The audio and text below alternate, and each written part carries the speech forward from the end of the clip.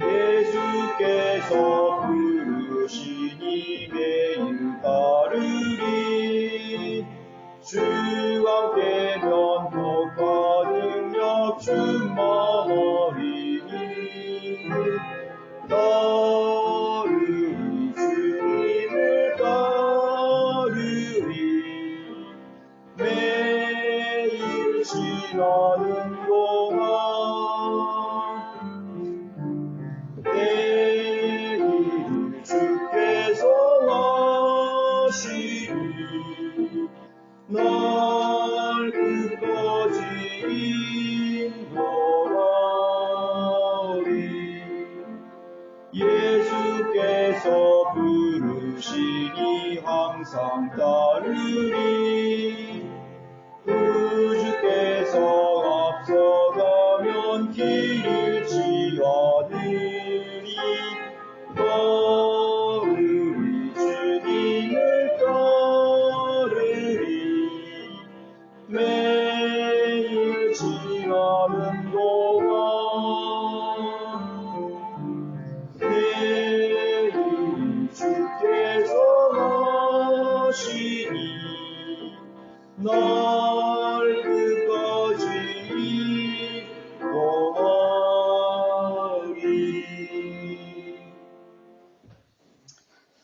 네, 드려진 언과 말씀을 위해서 제가 기도드리겠습니다. 아름다우신 주님의 이름을 찬양드립니다. 지금도 거룩한 보좌에 계시고 또 이제 장차 만왕의 왕으로 또 만주의 주로 이 땅에 오셔서 모든 민족들을 심판하시고 또 우리 구원받은 모든 성도들을 위해서 왕국과 또 안식의 그 나라를 펼쳐주신 주님을 찬양드립니다. 아버지 하나님, 또 이렇게 일주일 동안에 주님의 또 날개 아래 또 품어주시다가 이렇게 또 주님의 이름으로 영으로 진리로 경배드리는 자리로 이끌어주시고 또 우리가 믿음이 변하지 않고 온전히 우리가 주님을 앙망하는 그 소망의 믿음으로 이렇게 나왔습니다. 주님께서 드려진 헌걸 위에 하나님께서 복 주시고 또 그들의 그 중심으로 드린 그 물질들을 귀하게 또 받아주시고 하나님의 방법대로 채워주시고 기도에 응답해 주시고 남은 생애의 날 동안 정말로 주님과 아름답게 동행하는 생애가 될 수 있도록 역사해 주시기 원합니다. 또 주님께서 저를 이 자리에 세워주셨습니다. 주님, 아무것도 아닌 저를 또 감춰주시고 성령으로 또 이 말씀에 기름 부어주시고 또 주님의 영광만이 불러 나타나시기를 원합니다. 이제 함께하지 못한 지체들도 주님께서 기억하여 주시기 원하올 때 주 예수 그리스도 이름으로 기도드렸습니다. 아멘. 학회지 이렇게 안 가져가시는 분들 가시고 어제는 이렇게 제가 여주에서 또 이렇게 복음을 전하고 왔습니다. 기도해 주셔서 감사합니다. 이제 4번 설교하고 4명 혼 구령했죠? 4명 귀한 오늘 주님께 오늘 하나님 말씀은 베드로후서 2장 1절로 3절 되겠습니다. 그러나 백성 가운데도 거짓 선지자들이 있었던 것처럼 너희 가운데도 거짓 교사들이 있으리라. 그들은 저주받을 이단들을 비밀에 불러들여서 자기들을 하신 주를 부인하기까지 하며 급격한 파멸을 스스로 불러들이느니라. 또 많은 사람들이 그들의 파멸의 길을 따르니 그들로 인하여 진리의 길이 비방을 받을 것이라. 그들은 탐욕을 품고 지어낸 말로 너희에게서 이득을 취하리니 이제 그들의 심판은 예로부터 지체하지 않으며 그들의 멸명은 졸지 아니하느니라. 오늘 말씀의 제목은 히틀러의 서기관 게르하르트 키텔이라는 제목을 달아봤습니다. 아돌프 히틀러는 1889년 오스트리아에서 하급 관리의 아들로 출생을 했습니다. 그리고 몹시 빈곤한 생활을 했고 그래서 학교를 다 마치지 못하고 중학교까지 중퇴하고 그 다음에 이제 오스트리아 빈으로 이사를 와서 거기에서 페인트공으로 일을 했어요. 그러던 중에 제 1차 대전에 입대를 해서 하사의 계보를 달고 복무를 했는데 그때 철십자 훈장을 받은 이력이 있습니다. 당시에 1차 대전 그 후에 독일은 연합국위에서 패배했죠. 그래서 그 전범 국가에 대한 막대한 배상금을 이렇게 그 연합국에 물어야 될 그런 상황 속에 있습니다. 그것은 독일 국민이 하나도 쓰지 않고 2년간 총 생산량을 다 지불해야 되는 그런 어마어마한 빛을 지고 있습니다. 그래서 독일 국민들은 이제 시리에 빠져 있었죠. 빈곤했고, 그리고 폐허가 된 그런 독일의 상황이었습니다. 그러던 중에 1919년 히틀러는 6명의 그 동지와 함께 국가사회주의 독일 노동자 정당을 창설했는데 이것이 바로 나치였습니다. 그래서 국수주의 운동을 전개하다가 당시 1923년 혁명을 기도하는 죄로 발각이 되어서 이제 재판을 받고 5년간 이 투옥 생활을 했습니다. 아돌프의 그 당시 직업은 오스트리아 있을 때는 이제 페인트공이었었는데 어릴 때는 화가가 지망생이었습니다. 그 다음에 글을 잘 써서 작가를 했습니다. 작가. 뭐 신문사에 글을 기고하는 건 작가였어요. 그러던 중에 이제 혁명을 기도했고, 그런 상황에서 5년간 감옥에서 있으면서 글을 쓰기 시작했습니다. 그 감옥에서. 그때 나온 그 자신의 역작이 나의 투쟁이라는, 여러분들 많이 들어봤죠? 나의 투쟁이라는 잘 알려진 그런 책이었습니다. 근데 그 책의 내용을 보면은 자신이 앞으로 감옥에서 나와서 실행하려는 내용들이 거기 아주 명료하게 다 거기에 상세하게 썼습니다. 그 공포 정치의 과정, 공포 정치의 프로그램, 그런 것부터 시작해서 거기 또 인종차별에 대한 자신의 견해를 피력했고, 그 다음에 국가 전체주의 계획, 그럼으로써 세계 정복의 야망까지 담고 있는 아주 그런 좀 비현실적이면서도 좀 그것이 실현된다면 굉장히 그런 무서운 그런 전체주의의 계획들이 거기에 다 담겨 있는 것입니다. 그 당시에 나의 투쟁이 출간되면서 이 사람이 감옥에 나오면서 그 당시에 사상 최대의 독일뿐만 아니라 유럽의 사상 최대의 발행 부수를 기록한 정치 경영서로 그렇게 급부상했습니다. 각광을 받았습니다. 그래서 1933년 히틀러는 자기의 책이 그렇게 많이 팔린지도 몰랐는데 히틀러가 권력을 잡았을 무렵에 이미 10만 부가 팔려나갔어요. 그 당시에 10만 부이면 어마어마한 거죠. 그리고 그것이 독일뿐만 아니라 유럽 전역 제3국에까지 해서 이 근세까지 1,500만 부가 넘는 그런 경이로운 판매량을 기록해서 지금도요 우리나라 한글판으로도 계속 팔리고 있습니다. 구라파 지금 이 시대에도 이 나의 투쟁이라는 책은 계속 팔려나가고 있습니다. 출간되고 있습니다. 굉장히 영향을 끼친 책이죠. 이 세상의 역사적 인물들은 이 세상의 신인 마귀에 의해서 준비되는 것입니다. 그것을 하나님께서 허락하시는 것입니다. 그래서 하나님의 허락하에 세워진 이 계획된 인물이었다는 사실이죠. 그렇다면 히틀러의 사상과 그가 실행했던 일들의 배후에는 누가 있었는가에 대해서 우리는 한번 생각해 볼 필요가 있는 거예요. 그냥 단순한 히틀러가 가지고 있는 발상에서 그런 책이 나왔느냐, 또 그 책을 실현하는 과정에서 나치가 일으킨 그런 반인륜적인 그런 홀로코스트라든가 또 유럽 전역을 다 지배하려는 그런 유럽 전역을 자신의 왕국으로 만들려던 그런 야망이 저절로 자기의 어떤 발상에서 나오냐? 그게 절대 아니거든요. 근데 그거에 대해서 우리가 한번 파헤쳐 본다는 거죠. 그것은 분명히 성경적으로는 근거가 있는 있습니다. 역사는 하나님의 쓰신 역사이기 때문에 바로 그 배후에는 그런 강력한 존재가 있었다는 거죠.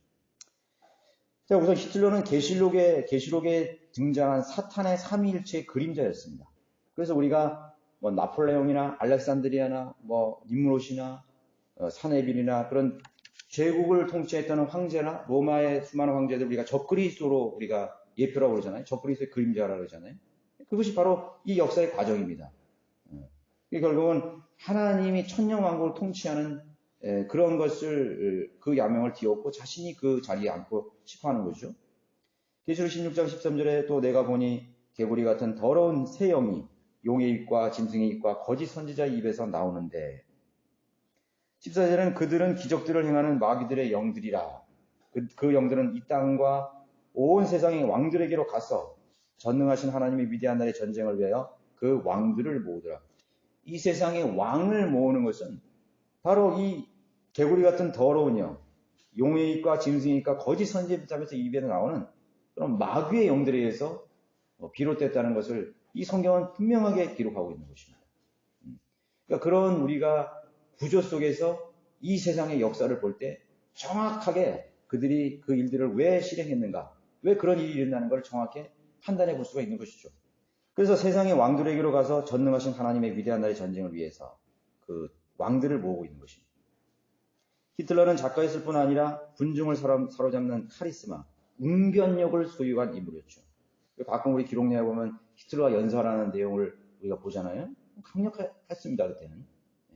그 수많은 군중들이 거기에 압도되어서 그 히틀러가 말하는 그 방향으로 모든 독일 민족들이 따라가게 된 거죠. 이 세상에 어떤 그런 군주도 그런 경우가 드물었다는 사실을 알아야 됩니다. 그는 나의 투쟁에서 기록하기를 사람을 설득하는 데는 글보다 말이 더 효과적이며 따라서 위대한 운동은 위대한 문필가에 의해서가 아니라 위대한 연설가에 의해서 이루어졌다는 사실을 나는 잘 알고 있다고 그렇게 기록하고 있는 것이에요. 누가 그에게 그러한 웅변력을 줬습니까? 그런 카리스마를 줬어요. 바로 이 세상인 마귀의 영으로서 그가 세상의 그런 혼들을 사로잡은 것이에요. 하나님께서 이 세상의 만물을 말씀으로 창조하시고 말씀으로 인류에게 자신의 뜻을 드러내는 것처럼 마귀도 역시 자신이 쓰는 그런 하수인들의 입을 통해서 악을 실행하고 있는 주라는 것이죠. 여러분, 이 세상에 나타난 그런 지도자들을 가만히 보면은요, 연설을 잘했습니다. 연설을 잘했어요. 우리나라 대통령 중에서 연설 잘했던 대통령이 있나요? 여러분 한번 그걸 유심히 보세요. 미국의 대통령들은요, 원고가 없어요. 우리나라 대통령 보면은 다 원고 쓰는 대로 다른 사람이 써준 사람이 있어요. 그 써준 사람이에요. 근데 미국 대통령들이 브리핑 할 때 전혀 원고 안 봅니다. 그 사람들이 똑똑해서 대단해서 그러냐. 물론 그런 것도 있겠지만요. 하나님이 그러니까 그 사람은 미국의 대통령은 세계를 쥐락펴락할 수 있는 능력을 가진 영을 준 거예요. 그럼 자세히 보시면 아는 것입니다. 아마 알렉산더도 연설을 잘했을 거예요. 키로스도 연설을 잘했을 것입니다. 로마의 어떤 황제들은 또 연설을 대단히 잘했을 거라고 생각해요. 특히 네로 같은 경우, 또는 시저 같은 경우. 히틀러가 실행한 끔찍한 만행 중 가장 큰 악이라고 할 수 있는 반유대주의 사상을 홀로코스트로 현실화시킬 수 있도록 한 것이 바로 그의 연설이었어요. 그가 주도한 국가사회주의 노동정당 나치의 이념에는 아리안 민족의 우수성을 보존하는 반면에 유대민족은 열등하기 때문에 유대인들을 유럽 땅에서 제거하려는 이념이 거기에 분명히 담겨져 있는 것입니다. 아리안 민족이라 하면 오늘 헷갈리기 쉬운데 유럽 사람들은 독일 사람은 게르만 민족 아니냐. 아리안 민족은 코카스 산맥에서 세 방향으로 갈라진 인종 중에 하나입니다. 그러니까 이제 아리안 민족은 바로 게르만 민족의 한 부족이었어요. 앵글로색선이나 게르만 민족 다 같은 혈통이에요. 거기서 갈라져서 독일에 정착했던 민족들이 아리안 민족이에요. 그러니까 그 사람들은 게르만 민족, 앵글로색슨족 같은 혼합 민족이에요. 그 아리안 민족의 정통성을 이어가려 했습니다. 지금 아리안족의 후손도 이란이죠, 이란. 그래서 이란이란 말도 이란. 그 페르시아 인종들이 바로 아리안 민족이에요. 이라크하고 다른 인종들이죠. 그 정통성을 이어가려고 했던 것이죠. 그의 집권 당시 1935년 독일 내 유대인들에게 시민권을 박탈하기 시작했습니다. 의사든 정치인이든 누구든지 다 시민권을 박탈했습니다. 그리고 독일인과 결혼을 금지시키는 뉘른베르크 법을 발정해서 제정 후 곧바로 독일 내에 있는 유대인들을 박해하고 심지어는 살해하기까지 이제 시작이 된 것이죠. 근데 이 국민노동당 나치당의 주요 세력이 누굽니까? 바로 우파 정파죠. 아리아 민족의 그런 우수성을 전쟁하는 보수 우파 정당.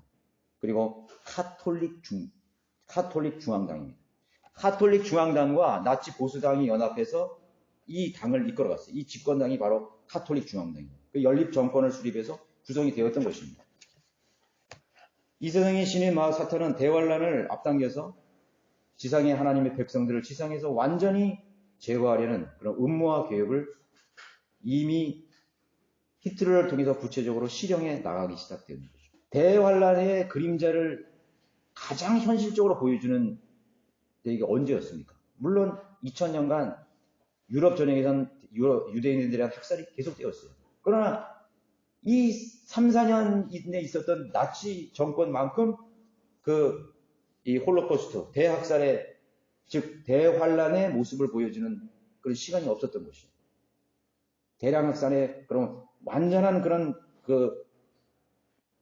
모습을 보여준 것이 바로 이 당시였습니다. 1930년에 이미 독일의 다하우 수용소가 지어져서 수많은 독일 내 유대인들이 재산과 시민권과 모든 것을 다 박탈해서 다하우 수용소에 수용되기 시작했고, 거기서 이미 재판 없이 수많은 사람들이 죽어나가기 시작했습니다. 1939년에 폴란드를 침공했죠. 1년도 안 돼서 폴란드는 완전히 이 나치 독일에 의해서 점령되었습니다. 그러고서 바로 1년 후 1940년에 그 유명한 아우슈비츠 수용소가 완공이 되어진 것입니다. 아우슈비츠 수용소는요, 그 규모가 15,000명을 한 번에 수용할 수 있는 규모였던 것입니다. 15,000명이나 되는 수용할 수 있는 수용소를 1년도 안 되게 지었다면 거기서 얼마나 많은 사람이 죽어갔겠어요. 그 아우슈비츠를 짓기 위해서 수많은 유대인들이 거기서 혹사당하고 기근과 질병과 노역으로 죽어갔던 거예요. 처참하죠. 우리는 아우슈비츠만 알고 있는데 1941년에 비르켄하우스 수용소가 건립되었습니다. 이 두 수용소에만 내서도 장장 400만 명의 유대인들이 400만 명. 상상이 한 거죠. 1940년 헤누넘 수용소, 바이다네크 수용소, 베우제츠 수용소, 모노위즈 수용소, 소비비 수용소, 트리블랑카 수용소. 여러분 안네 프랑크의 일기 아시죠? 안네 프랑크와 그녀의 언니와 그 가족이 희생된 베르켄 벤젠 수용소. 이 수용소에만 해서 하루에 각각 수용소에서 8,000명이 죽어나갔어요. 8,000명이 죽어나갔어요. 처참하죠. 이것은 독일이나 폴란드뿐만 아니에요.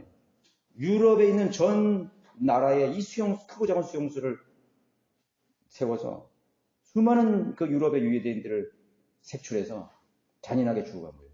거기에는 물론 포로도 있었고 또 집시들도 있고 여러 가지 사회에서 기피되는 그런 동성연애자도 있었고 아리안 나치에 반항하는 그런 대적하는 반대하는 그런 수많은 정치인들이 거기서 죽어간 거예요. 그 대다수는 유대인들이 거기서 희생이 되어왔던 것이죠. 굶주림과 질병으로 죽어가게 된 것이에요. 아우슈비츠의 정문에는 이렇게 쓰여 있다고 합니다. 노동이 너희를 자유케 하리라.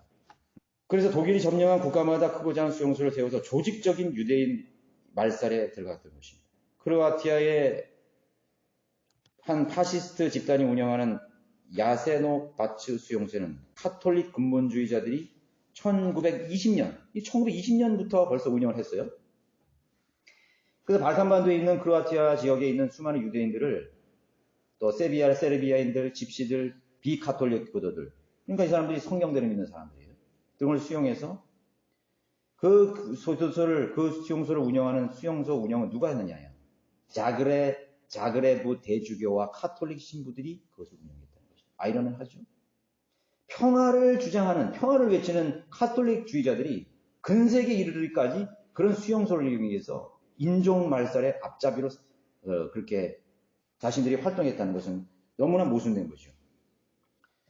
전쟁이 끝난 후에 워싱턴 DC 홀로코스트 박물관의 기록에 의하면 그곳에서만 7만 7천 명에서 9만 9천 명의 유대인들이 희생되었다는 것이죠. 그 중에 여자가 2만 3,474명이 여자였어요. 14세 아동 어린아이들이 무려 2만 101명이 희생된 것이죠. 얼마나 끔찍했겠어요. 1940년 2차 대전이 끝날 무렵 600명이 생존해 있었는데 600명이 대탈출을 시도하다가 다 발각이 되어서 60명만 겨우 목숨을 건지고 다 희생됐어요. 상상이 갑니까? 이런 역사가 우리는 기록에서 보지만 느낌이 없잖아요? 그러나 이것이 현실로 들어가는 거예요. 대환란이 언제 일어나겠느냐. 현실이 있었다는 걸 보여주는 거예요, 우리에게. 사람이 어떻게 그렇게 죽을 수 있느냐. 그걸 보여줄 수 있다는 거예요, 그게. 그 성경을 믿어야 되는 거예요. 성경에 기록이 돼 있습니까? 뭐 그냥 그런가 보다. 그것이 아니라는 말이에요. 누가 히틀러에게 이런 생각과 계획을 넣어 주었겠습니까? 즉흥적인 개인적인 감정이 결코 아니라는 사실을 짚고 넘어가야 됩니다. 그의 이 악랄한 사상은 오컬트 신봉자였던 블라바스키의 경전에서 그 뿌리를 둔 것이었습니다. 히틀러는 개인적으로 이교도 사상인 사탄을 숭배하는 오컬트 신봉자였어요. 젊었을 때도 오컬트 신봉자였습니다. 미국이 독일을 점령했을 때, 연합군이 점령했을 때 미군들이 히틀러의 서재를 이제 발견했는데, 히틀러의 그 침대 바로 옆에서 한 책이 발견됐는데, 브라즈바츠키의 신비교리라는 책이 히틀러의 침대 옆에서 발견이 되었습니다. 항상 히틀러는 그 브라즈바츠키의 그 비밀교리서라는 그 책을 심취해 있었다는 것이죠. 이 책의 내용은 여호와를 사탄으로 지칭했고 루시퍼가 진정히 숭배받아야 할 하나님으로 칭해졌던 것이죠. 여러분, 어떤 성경이 예수 그리스도를 마귀라고 대체했습니까? 개역 성경 아니에요. NIV 아니에요. 수많은 현대 여건이 바로 루시퍼를 하나님으로 지칭하고 있는 것이 바로 이 변개된 성경이에요. 그리고 아리안들의 우수성을 계속 피력했습니다. 그래서 여기에서 나온 이론이 뿌리 종족 이론이에요. 뿌리 종족 이론. 여러분, 유대인들은 하나님이 선택한 민족이었죠. 하나님 선택한 근본주의적인, 정말 그들은 유대교적인 근본주의적인 선민의식이 있었습니다. 그 선민의식을 받은 유대인이 하나님이 선택한 민족을 대등한 또 다른 우수성을 가진 민족이 등장해서는 이 뿌리 이론이 가장 필요합니다. 뿌리 종족 이론. 그 뿌리 종족 이론. 게르만족이 가장 우수하다 이거. 근데 가장 우수했는데 한쪽에서는 하나님이 선택한 가장 우수한 종족이 유대인이라는 것이죠. 그럼 어떻게 됩니까? 충돌이 일어나게 되는 거예요. 근데 거기에서 유대인, 반유대인적인 사상이 강력하게 싹트기 시작한 것이죠. 유대인이 없어져야만 아리아 민족의 우수성이 드러나고 현실화될 수 있었던 것입니다. 지배자 종족 이론, 여기서 나온 거예요. 지배자 종족 이론, 뿌리 종족 이론. 1939년 1월 3일 히틀러 연설에서 새로운 세상에서 유럽에 있는 유대 민족은 멸절될 것이다 라고 그렇게 강력하게 주장했습니다. 아돌프 히틀러는 오컬트라는 그런 세력에 조종된 그런 하수인이었던 것이죠. 결국 히틀러는 그 비밀 교리에 입각한 회원으로 등록했고 결국은 브라바츠키의 제자로서 정식 입교되었습니다. 그들을 인도한 사람은 칼 하우쇼퍼, 디트리히 에카르트만이라는 그런 인물이었습니다. 그리고 자신의 책 나의 투쟁이라는 책을 집필한 후에 자신의 책을 디트리 에카르트에게 헌사한다고 바쳤다고 얘기하고 있습니다. 1920년 이런 어떤 음성을 들었는데 세계에 퍼져있는 유대민족의 맛으로부터 독일을 구해낼 독일의 메시아로 하나님이 히틀러를 선택했다라고 그런 기록하고 있습니다. 블라바츠키와 히틀러 그리고 한 사람은 히틀러의 서기관인 게하르트 키텔이었습니다. 게하르트 키텔. 히틀러의 선전장관이었던 요한 게벨스. 여러분 요한 게벨스는 잘 알려지죠. 그도 연설에 뛰어난 자였고 TV 라디오 광고를 통해서 나치 독일의 우수성과 전쟁의 정당성을 피력했던 인물이었죠. 그러나 거의 배후에 가려지지 않았던 더 강력한 인물이 바로 이 키텔이었습니다. 모압의 왕 발락이 자기의 땅에 사는 이스라엘의 씨를 저주하기 위해서 거짓 선지자 누구를 채용했습니까? 발라함을 고용했듯이 히틀러도 이스라엘의 씨를 제거하기 위해서 저주하기 위해서 키텔을 고용한 것입니다. 그리고 키텔의 펜을 통해서 유대인들을 뿐만 아니라 이후 그의 저서들을 통해서 수많은 혼들을 특히 이 현대 기독교 교회를 저주로 물들게 했던 장본인이 바로 게르하르트 키텔이었던 사실이죠. 게르하르트 키텔은 신학자였습니다. 당대의 유명한 신학자였습니다. 그의 아버지도 신학자였어요. 그러나 백성 가운데도 거짓 선지자들이 있었던 것처럼 너희 가운데 거짓 교사들이 있습니다. 강력한 거짓 교사죠. 거짓 교사라는 것은 교회에만 있는 게 아니에요. 거짓 선지자가 어떻게 활동했어요? 이스라엘 민족 위에 활동했잖아요. 이스라엘 민족 위에. 그것도 겁도 없이 하나님의 직접적인 통치하에 있는 이스라엘 민족 그 땅에서 그 사실이 거짓 선자가 활동했는 거예요. 거짓 석인관이 활동했는 거예요. 유럽에 성경적인 기독교가 퍼지고 바른 성경이 퍼지고 바른 복음이 퍼져 나갈 때 마귀는 강력하게 역사하는 것입니다. 그걸 알아야 돼요. 독일이 어떤 나라예요? 종교개혁의 나라 아니에요. 마틴 루터의 민족 아니에요. 진선도르프의 조국 아니에요. 모라비안의 조국 아닙니까? 수많은 독일의 청년들이 전 세계로 복음을 전했던 그러한 업적을 남긴 그런 민족 아니었어요? 게르만 민족이? 기텔은 유대인 대학사를 신학적으로 체계화 만든 사탄의 강력한 종이었다는 사실. 그러나 18세기, 19세기 독일은 지독한 암에 걸려 있었어요. 돌아오지 못할 영적 암에 걸려 있었던 것이죠. 그 민족이 이상하게 변질되는 것은 하루아침에 그렇게 되는 게 아니에요. 서서히 잠식되어 가는 겁니다. 내 몸에 무슨 병이 있는지 모르잖아요? 뭐 아파서 해야 병원 가면 그때 암 4기입니다, 3기입니다 그렇게 하는 거 아니에요. 마찬가지예요. 독일의 신학자들과 그리스도인은 믿음이 없는 자유주의로 서서히 잠식되어 가기 시작했던 것이죠.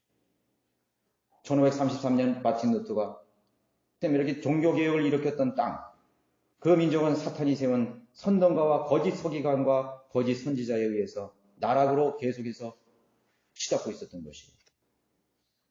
여러분, 어떻게 현대 문명에 사는 그런 문명화된 교육 수준 높은 독일 지식층들이 동료 인간들을 무자비하게 고문하고 살해하는 것을 그냥 목도할 수 있겠습니까?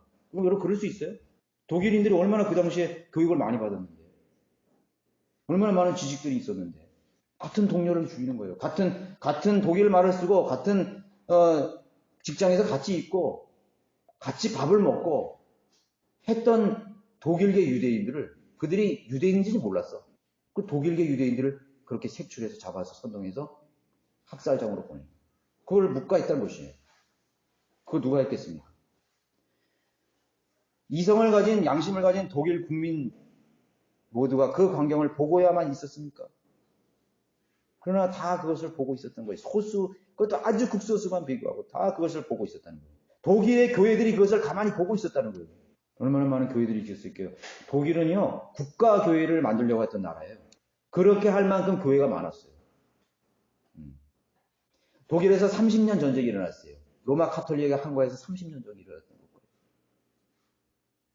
전 세계에서 가장 소경들이 믿는 사람이 많이 모였다고 할 수 있는 그런 나라와 민족이 어떻게 이렇게 될 수 있는 거예요? 어떻게 많은 교회가 있는데 이렇게 될 수 있는 거예요? 작가 조셉 카르는 극심한 증오로 가득 찬 사탄의 복음이 독일에서 10년간 강력히 전파되었다. 여러분, 사탄의 복이라는 게 도대체 뭐예요? 사탄의 복음. 사탄의 복음이 뭐죠? 행위 복음이에요. 해방신학이고, 예. 하나님의 왕국을 교회의 힘으로 앞당길 수 있다고 생각한 사람들이에요. 정치적인 천년 왕국을 교회로 가져온 거예요. 교회가 그 일을 할 수 있다. 그래서 극심한 증오로 가득 찬 것입니다. 독일의 모든 목사들, 신학자들, 기독교 교회 모두가 영적으로 완전히 부패해 왔던 것입니다. 그 중에 한 사람이 바로 빌런에서는 게르하트 키텔. 1883년 태어나서 1948년 죽었습니다. 게르트 하르트는 1933년 히틀러가 정권을 잡았을 당시 나치에 입당했습니다. 그 사람이 했던 가장 추추함 받는 일이 뭔지 아세요? 신약 헬라어 단어 연구 자료를 집필했어요. 그것도 10권이나. 신약 성경 신약 사전을 그 사람이 집필한 사람이에요. 그 시리즈 10권을 집필한 사람입니다. 역작이죠? 이 충격적인 것은요, 현대 교회 신학자들이라든가 목사들이 가장 많이 인용하고 읽혀지는 NIV 번역자들이 그 단어를 선택할 때 키텔이 정의한 단어의 개념을 NIV에 적용했다는 것이죠. 아이러니하죠? 뿐만 아니라 현대 역본의 번역자들이 이 사전을 권위 있는 위치에 놓음으로써 뉴 킹제임스 버전이라든가 수많은 현대 요건들이 특히 현대어 성경, 리빙 바이블들이 이 게르하르트 키텔의 용어 사전을 가장 최고의 권위로 인정하고 그 단어의 개념을 자신의 성경을 번역할 때 사용했던 것입니다. 사람들이 무지하면요, 겉으로 보는 것만 가서 따라가는 거예요. 보고만 하는 것입니다. 여러분, 이 성경의 변개가 의도적이라는 것을 여러분 알아야 됩니다. 번역상의 오류가 아니에요.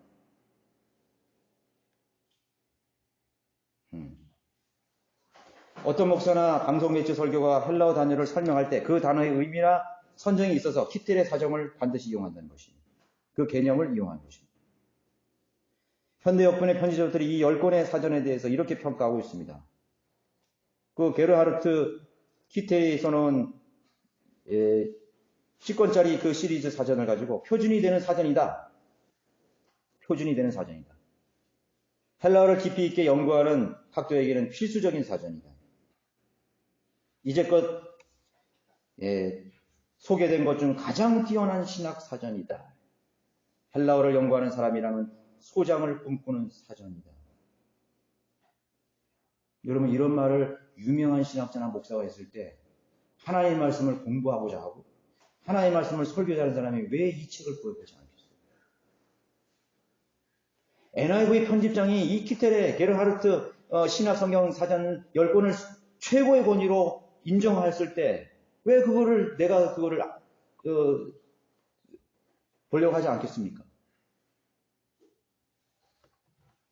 유럽에 사는 유대인 전체 인구의 3분의 1을 학살하는데 핵심적인 역할을 한 인물. 그 인물과 그 사실에 연관되어서 이 사람은 전번 재판에서 유죄 판결을 받았어요. 그건 뭐예요? 사형 집행을 받은 거예요. 유대인 학살을 학문적으로 신학적으로 체계화시킨 사람이 키텔이었습니다. 그래서 전번 재판에서 유죄 판결을 받은 거예요. 천인공노할 그런 인간이 짓지 말아야 할 죄를 지은 것이고 그 사람의 펜 하나로. 그 사상이 바로 히틀러가 고용한 서기관이었어요.